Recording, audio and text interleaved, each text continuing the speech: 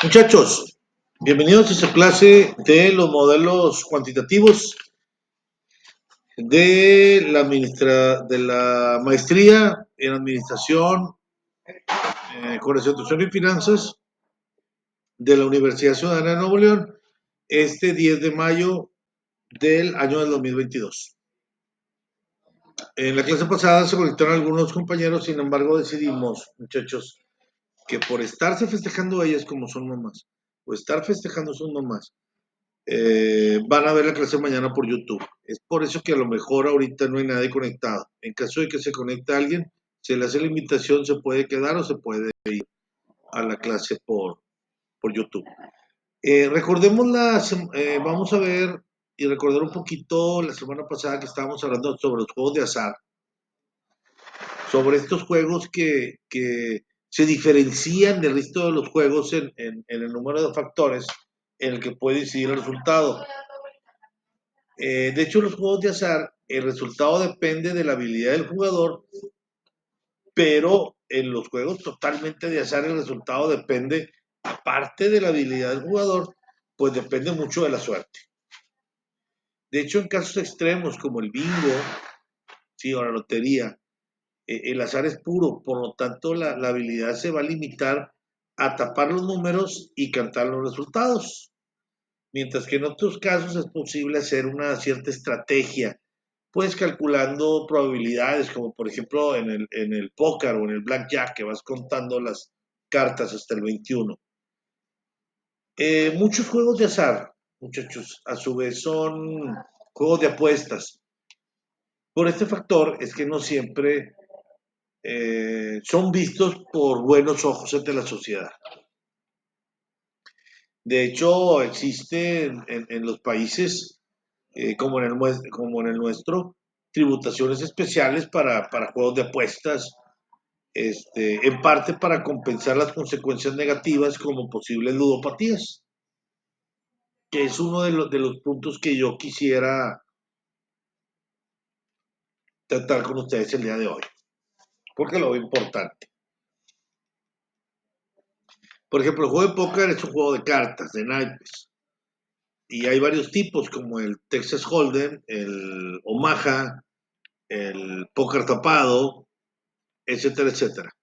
El juego de Caro Cruz o de Pico Mona, en el cual uno de los jugadores tira una moneda al aire y quien gana es quien acierte en qué costado queda boca arriba la moneda, ya sea Caro o Cruz, y vas ganando. De hecho, con este experimento podemos hacer un árbol de decisiones que este, está muy padre en base a las posibilidades del 50% que caiga de un lado o 50% que caiga del otro. También están las maquinitas tragamonedas, que son las que vemos en los casinos. Pero podemos decir que pues están programadas, ¿sí? Y se les llama también máquinas de retorno. En España normalmente el porcentaje de evolución de premios es del 70%, aquí en México es del 86%, ¿sí? Y en Estados Unidos varía mucho y normalmente está por ahí del 75%, estamos a la mitad. Más ejemplos de juegos de azar, pues es el bingo, las quinielas, la ruleta, inclusive la ruleta rusa, la pistola, los dados, la lotería, las carreras de caballos, las peleas de gallos, piedra, papel o tijera, blackjack, etcétera, etcétera. Por supuesto que hay prohibiciones, ¿sí? Y aquí en México hasta hace algunos años no había o no eran permitidos ningún tipo de juego de azar. Sin embargo, hace algunos sexenios, me parece que es con Vicente Fox o Calderón, no recuerdo, por ahí la Secretaría de Gobernación da algunos permisos para poner casinos, ¿sí? Y están regidos por la Ley Federal de Juegos y Sorteos. En algunos de los artículos que vimos la semana pasada, el cual vimos el 1, el 2, el 4, etcétera, etcétera, pues en resumidas cuentas quedan prohibidos en todo el territorio nacional los juegos de azar o los juegos de apuestas.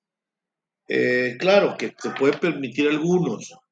Están permitidos el juego de ajedrez, el de damas, dominó, dados, boliche, billar, el de pelota en todas sus formas y denominaciones, fútbol, básquetbol, tenis, todos los que llevan una pelota.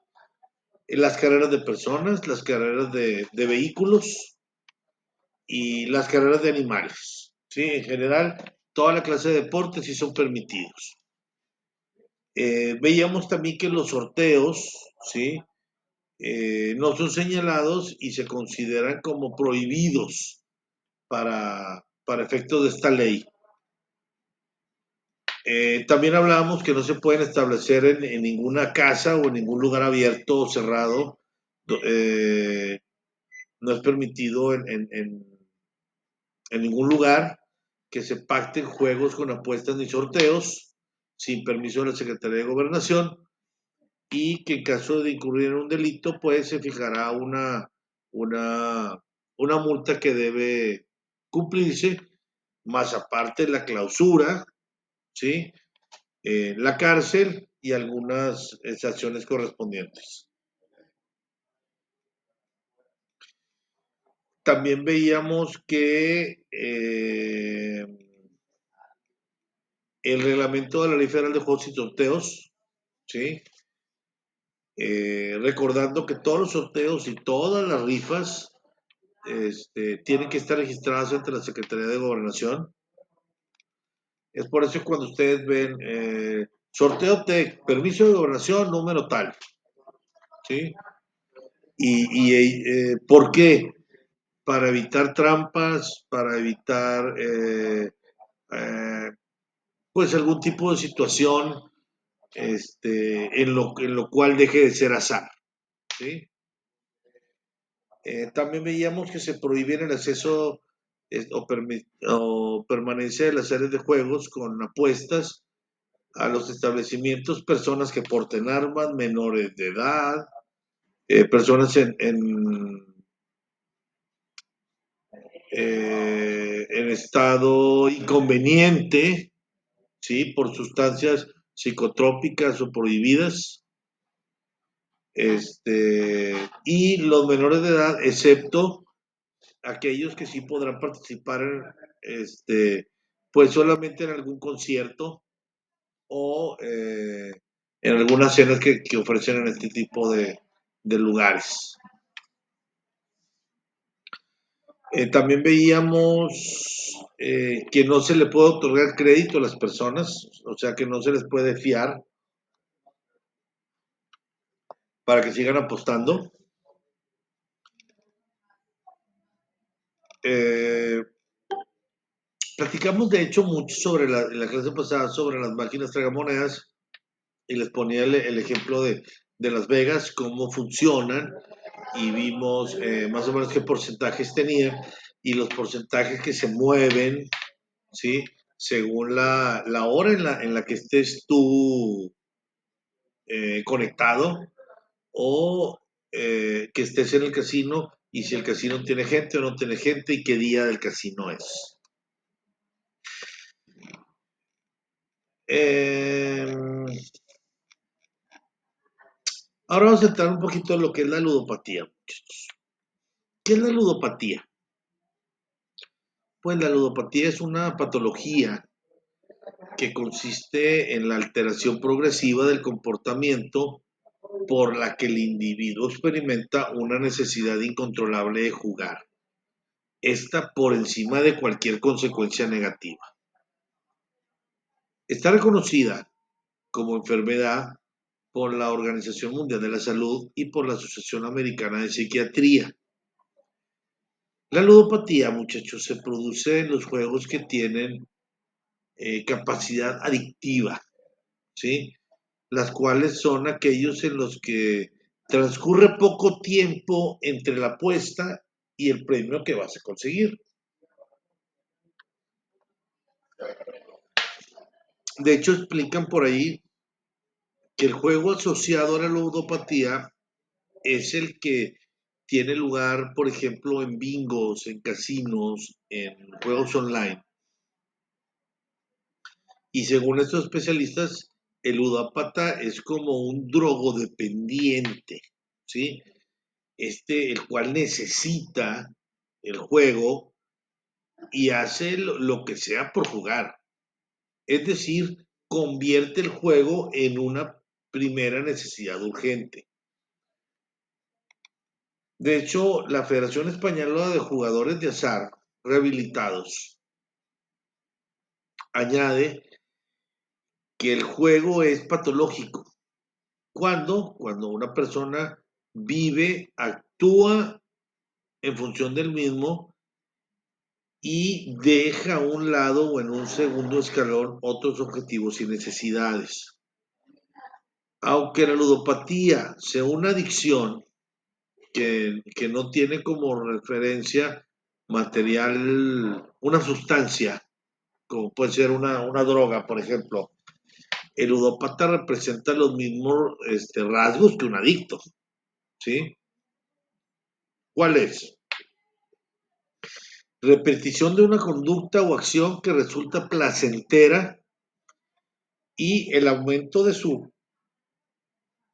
frecuencia para poder obtener los efectos deseados. En él, pues, se desarrollan y explotan todas aquellas sustancias químicas como la dopamina, las endorfinas, las cuales actúan como estimulantes y refuerzan las conductas patológicas, ¿sí? También podemos hablar de la pérdida del control de la persona derivada del fallo de los mecanismos cerebrales de inhibición de la conducta. También de la aparición del síndrome de abstinencia si se interrumpe el hábito, ¿sí? Se empiezan a desesperar, se ponen de muy mal humor, empiezan a pelear, etcétera, etcétera. ¿Por qué? Porque es el síndrome de la abstinencia, es lo más difícil cuando eres un adicto a algo y en este caso, pues estás siendo adicto al juego. ¿Cuáles son las causas? Bien, la ludopatía no tiene una relación directa con ninguna, por llamarlo así, causa concreta, sino que es el conjunto de factores lo que puede conducir a desarrollar un trastorno de juego patológico. Aunque es una enfermedad que se desarrolla de forma diferente en función de la predisposición y el entorno del individuo, sí puedo decirles que se establecen diferentes factores de riesgo. Por ejemplo, la genética. Parece que la dotación genética influye en la ludopatía, ya que ha constado que los hijos de padres jugadores tienen mayor riesgo acabando siendo ludópatas que hijos de personas que no son jugadoras. No obstante, el juego no es un rasgo físico o psíquico que pueda ser transmitido de padres a hijos, sino que lo que hereda el hijo es una cierta propensión a hacerse adicto en el caso de exponerse al juego. Otro de los puntos que vamos a tomar, muchachos, es el entorno familiar y social, que es muy importante.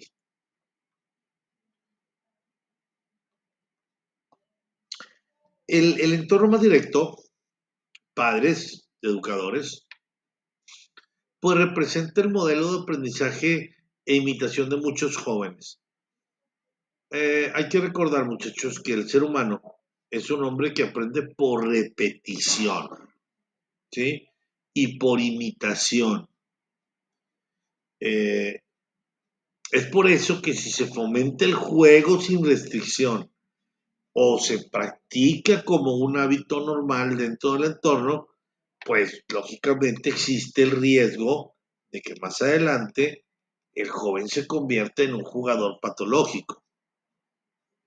Por otro lado, el entorno social, ¿cuáles vienen siendo las amistades, los grupos sociales en general? Unido a un problema o una falta de asertividad, pues también puede suponer un factor de riesgo. Ahora, otro de los puntos importantes que vamos a tomar son los problemas psicológicos y sociales. Las personas que estén pasando por momentos de inestabilidad psicológica o bien que tengan problemas personales y sociales, pues representan un grupo de riesgo muy importante a la hora de desarrollar la ludopatía.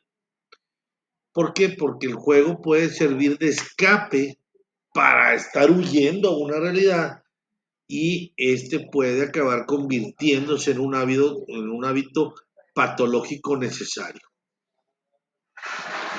Ahora veamos la estructura del juego y la publicidad. La mayoría de las formas de juego que pueden causar ludopatía pueden ser, por ejemplo, las máquinas tragamonedas, el bingo, la lotería, juegos de casino, cartas, dados, etcétera. Y estos tienen un componente adictivo que se basa en la repetición de una conducta, la cual se premia y también crea expectativas de ser premiada. Un terapeuta muy importante, ¿sí?, nos indica que muchos juegos están pensados para enganchar. Claro, si los jugadores asocian este hábito a momentos determinados, ¿para qué? Como para pausa, para tomarse un café o cualquier otro tipo de ocio y disfrute, se refuerza la acción de jugar y puede llegar a convertirse en una necesidad. En algunos casos, pues existe publicidad que se lanza de forma constante y que refuerza la idea de que el juego puede ser un medio para resolver problemas, pues problemas económicos o problemas de otro tipo de situaciones conflictivas derivadas de la escasez económica. Es muy importante, muchachos, se los digo como mercadólogo, hay que aprender a ver las publicidades, hay que saber hacia dónde nos quieren llevar, porque nos pueden hablar muy bonito, pero muchas veces nos pueden traer muchos problemas. Es por eso que se prohibió, por ejemplo, todo tipo de publicidad hacia los cigarrillos. Y también, por ejemplo, en las bebidas alcohólicas, aparte de que te dan un montón ahí de que coma frutas y verduras, etcétera, etcétera, no puedes salir en un anuncio tomando. Puedes poner el vaso con la bebida, pero no puedes salir ingiriéndola. Ahora, ¿cuáles son los síntomas? La ludopatía, muchachos, se manifiesta a través de las consecuencias que se derivan del juego patológico, ¿sí? De hecho, se hace visible a raíz de los cambios que el juego produce en los hábitos de conducta de los jugadores, ¿sí? Y que comienzan en un periodo de autodestrucción. Los signos que pueden indicar un caso de ludopatía son el abandono de la vida laboral y social, la pasividad repentina y la conducta excesivamente reservada, asociadas a factores como que la persona acuda de forma frecuente al casino o que esté constantemente apostando en internet o que estas pueden indicar un caso de juego patológico. Otros pueden ser los problemas económicos, los gastos imprevistos, los préstamos, la falta de dinero, etc. Todo esto hace que el individuo pueda recurrir a la mentira para poder eludir las responsabilidades y ocultar las consecuencias derivadas de su ludopatía. También podemos hablar sobre los trastornos de ansiedad y de depresión. El ludópata tiene necesidad de seguir apostando, a pesar del daño este se está haciendo a sí mismo. Su mente está preocupada por las apuestas y en obtener fórmulas para ganar y conseguir dinero para seguir apostando. Todo esto pues va unido al hecho en que en muchas ocasiones el ludópata no tiene acceso al juego, pero puede provocar trastornos de ansiedad y por lo tanto el conjunto de problemas económicos, mentiras acumuladas, deterioro de las relaciones sociales y familiares y el resto de las situaciones conflictivas que conlleva el juego patológico pueden conducir a una depresión, ¿sí? Y también los cambios de personalidad, los cuales son los problemas derivados de la ludopatía y la necesidad constante de jugar, pues pueden influir directamente en cambios en la conducta, como cuál es la irritabilidad, la falta de comunicación o incluso las personas llegan a ser muy agresivas. Ahora vamos a hablar también de la prevención.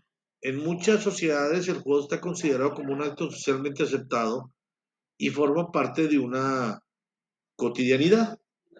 Una de las claves para prevenir la ludopatía es encontrar el límite entre el juego sano como actividad de ocio y el juego patológico o perjudicial, y para ello son necesarias la información y la comunicación. Hay que encontrar alternativas de ocio y mantener una vida ocupada que también puedan ser una forma de prevención. ¿Cuáles son los tipos? Los tipos de ludopatía se determinan en función de la forma de juego y son de aquellos juegos que te enganchan o que enganchan al individuo, ¿sí? Cada una tiene su propia estructura y componente adictivo. Por ejemplo, en las máquinas tragamonedas, ¿sí? Su componente adictivo se basa en reforzar la conducta a través de premios. El individuo introduce una moneda y la máquina te premia esa conducta. Aunque en ocasiones, la mayoría, no se obtiene ninguna recompensa. Siempre que la máquina otorgue algún premio, esta va a reforzar la conducta de echar la moneda, ¿sí? También sigue otras estrategias visuales y auditivas como la música, etcétera, etcétera. Ahora, los juegos de azar, aunque en este tipo de juegos, la lotería, el bingo, apuestas, etcétera, exista una intermitencia del refuerzo de la conducta, dependiendo del tipo de juego, es difícil conseguir un premio y se basan en el azar y en la creación de expectativas. Estas, las cuales en ocasiones se ven cumplidas y premian la conducta. Ahora, los juegos de rol, pues responde a un tipo de juego patológico que se aleja, ¿sí? En cierto grado, se aleja del perfil del ludópata tradicional. Pero el principal componente adictivo de los juegos de rol es la huida de la realidad que ofrecen. Y aunque no se den los problemas económicos que acarrean otros tipos de ludopatía, causa el mismo deterioro y problemas personales y sociales que en el resto. ¿Cuál es el diagnóstico? El diagnóstico de la ludopatía es posible a raíz de las consecuencias y síntomas del juego patológico y nos explican por ahí algunos psiquiatras, algunos psicólogos, que la más habitual para diagnosticar la ludopatía es cuando el grado de enfermedad es tal que ya existen consecuencias importantes derivadas de estos malos hábitos. Deudas que se acumulan, eh, mentiras, acudir frecuentemente a casinos y lugares donde se pueda jugar, etc. La evolución y el diagnóstico de la enfermedad también afirman que es como entrar en una espiral donde se juega más de lo debido y la espiral comienza a tener problemas con el juego, lo que acarrea problemas económicos y sociales que a su vez desencadenan una serie de problemas psicológicos como trastornos de ansiedad y depresión. Claro que hay tratamientos. Para poder mejorar las posibilidades de éxito del tratamiento, pues han de combinarse distintos tipos de terapias. La terapia farmacológica, que es de gran utilidad, ya que los medicamentos ayudan a frenar los impulsos y a manejar los sistemas de regulación de la conducta. Se pueden administrar también fármacos inhibidores selectivos de la captación de la serotonina, empleados también en el tratamiento de la depresión. También se utiliza la naltrexona, que es un fármaco que frena la impulsividad, y muchas veces sí es necesario que los fármacos sean acompañados de psicoterapia individual, el cual el objetivo pues, es reforzar las conductas positivas y poder suprimir aquellas negativas para poder resolver un problema de adicción. Es importante y hay que reconocer que tienes el problema y que quieres resolverlo, ¿sí? Ya que algunos psicólogos y psiquiatras nos dicen que a partir de reconocer la situación y querer cambiarla, pues existen diferentes tipos de terapia donde la implicación familiar y del entorno que desempeñan, estas son de un papel crucial. Una de las claves para tratar la ludopatía, pues es restablecer un control externo, ya que pues no existe un control interno a la hora de restringir el dinero y evita que un paciente ludópata vaya solo al banco y pues también impedir que acuda a los casinos, etcétera. Además, muchas veces el juego sustituye carencias, por lo que hay que intentar reforzar ciertos factores como las habilidades sociales o la autoestima para darle al individuo ese pilar que le falta y que de alguna manera está encontrando en el juego. Dando otros datos, existen diferencias en cuanto a sexo en la ludopatía. Nos dicen por ahí que en ese sentido se ha comprobado que la ludopatía femenina se llega tarde al diagnóstico, pero se trata y evoluciona mejor que en los hombres. Esto puede explicar por qué la idea tradicional de la sociedad donde la mujer tiene una menor contribución en la economía doméstica.